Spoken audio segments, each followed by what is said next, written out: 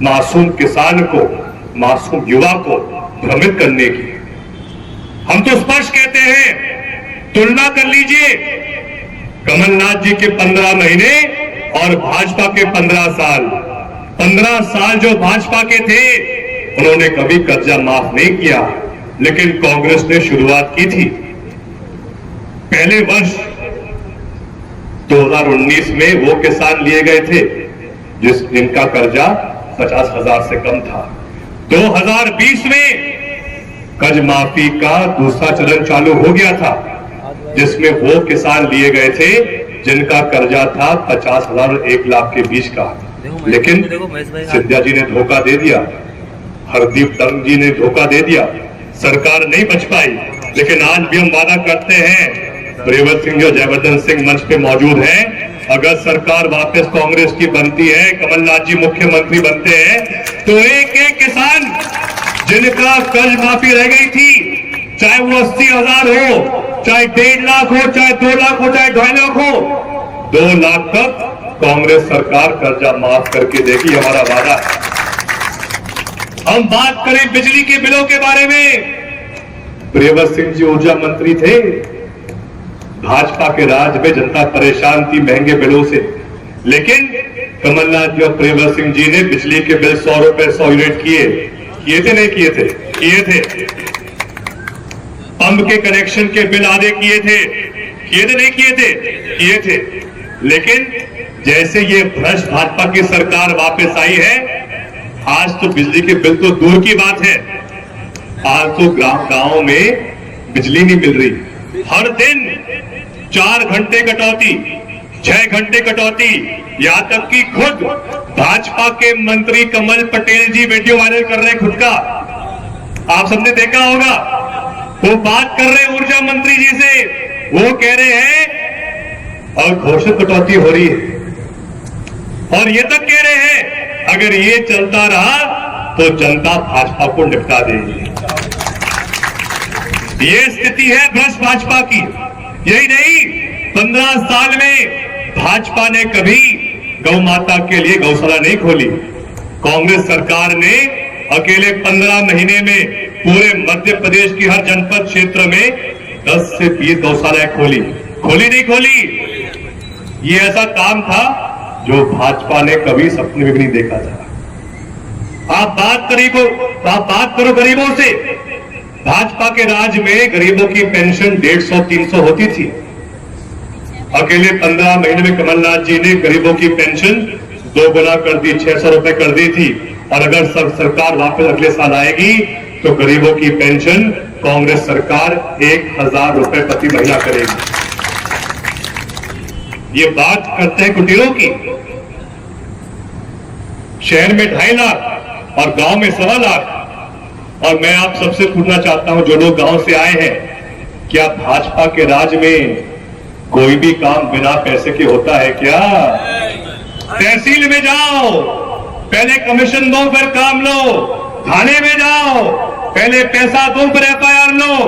जनपद में जाओ, पहले 20,000 दो तो कुटीर लो। और वैसे भी सरिया सीमेंट की इतनी महंगाई हो गई कि 1.25 लाख 1 लाख में कोई भी ग्रामवासी कुटीर नहीं बना पा रहा।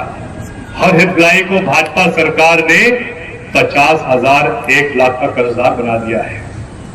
लोग आज के समय, चाहे किसान हो, चाहे माता बहनें हो, चाहे युवा हो, हर वर्ग परेशान है।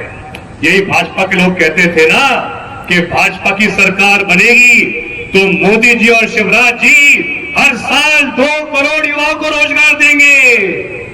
क्या मोदी जी के राज में किसी युवा को सरकारी नौकरी मिली है क्या? आज दिन तक जो भी सरकारी नौकरी गांव की है,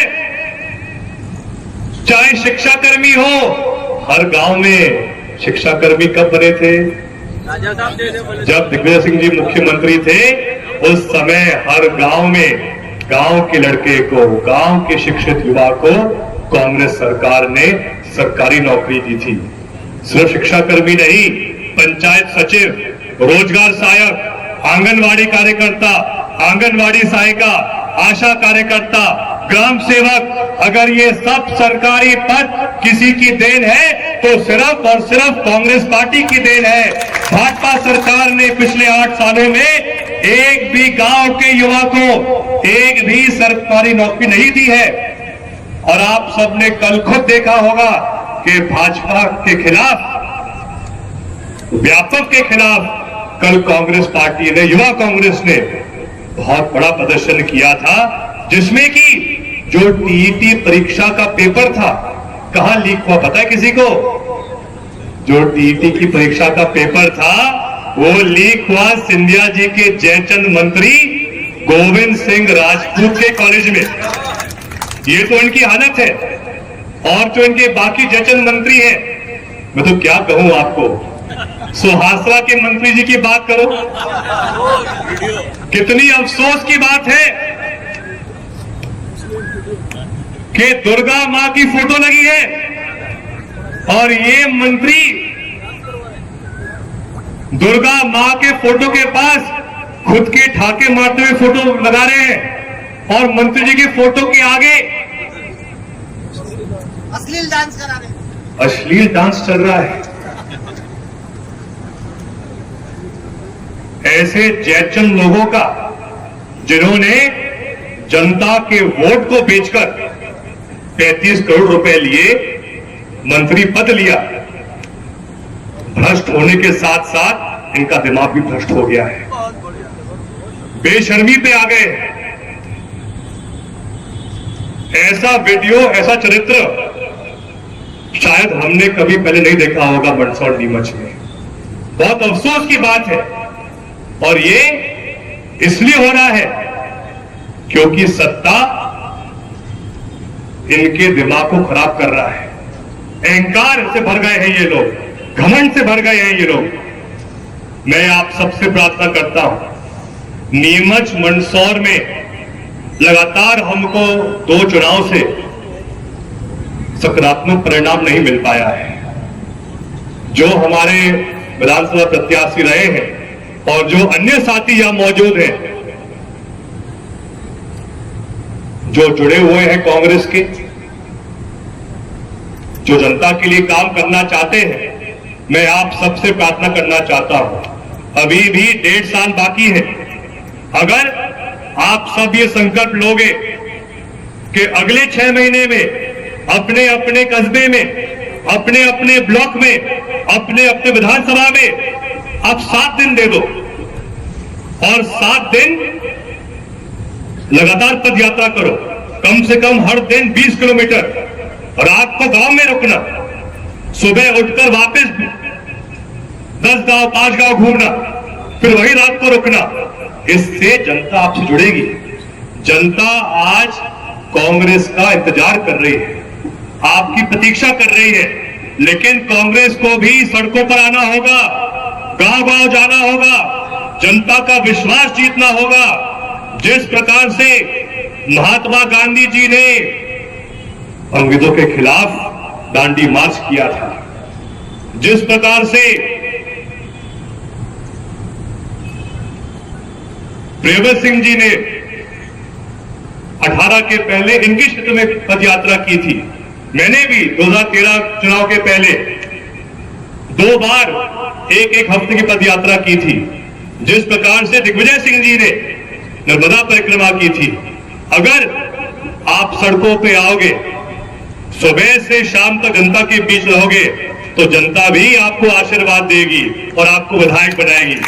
तो मेरी आप सबसे प्रार्थना है, टिकट के 1 महीने पहले तक इंतजार मत करो, अभी से आपकी लकीर आगे खींचो, अभी से जनता के बीच जाओ, जनता का आशीर्वाद प्राप्त करो। और जैसा अभी हमने भाषण में कहा है, हमारे पास मुद्दों की कोई कमी नहीं है, चाहे महंगाई हो, चाहे भ्रष्टाचार हो। और आज हम गांधी भवन के मैदान में मौजूद हैं। गांधी भवन, महात्मा गांधी जी का भवन। तो ये जो भाजपाई आज गोडसे का नाम ले रहे हैं ना, इनको भी स्पष्ट कहना होगा, हम सबको आत्मविश्वास के साथ कहना होगा, इस देश में जो गोडसे भक्त हैं वो सबसे बड़े देशद्रोही हैं और सिर्फ जो गांधी भक्त है, जो महात्मा गांधी जी के भक्त हैं, वही इस देश के असली देशभक्त हैं। आप सबको बहुत बहुत धन्यवाद। भानु भाई, संघर्ष ऐसे ही करो। आज आपने प्रोग्राम शहर में किया है, अगली बार हम देखना चाहते हैं कि जो आपके सभी विधानसभा अध्यक्ष हैं, आप सबको गांव-गांव जाकर मेहनत करनी होगी। हर कस्बे में बैठक रखो, मैदान में जाओ, जमीन पर जाओ और गांव-गांव जाकर जनता का विश्वास जीतो। मुझे पूरा विश्वास है कि जो नीमच जिले का युवा है, आप सबका पूरा साथ देगा।